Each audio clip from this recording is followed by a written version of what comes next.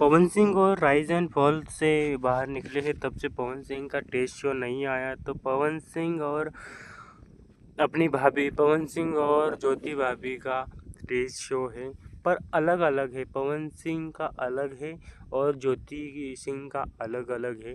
तो दोस्तों पवन सिंह और ज्योति सिंह का अलग अलग टेस्ट शो है। तो ज्योति सिंह का टेस्ट शो आप देख सकते हैं।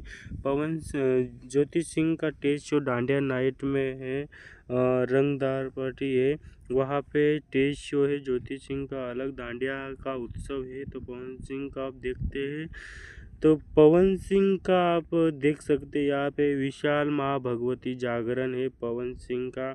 तो पवन सिंह का अलग है, शनिवार के दिन ही है, आज ही है। पवन सिंह और ज्योति सिंह का अलग अलग प्रोग्राम है। तो पवन सिंह और ज्योति सिंह का अलग अलग है, आप देख सकते हैं। राइज एंड फॉल के बाद में पवन सिंह का ये पहला शो।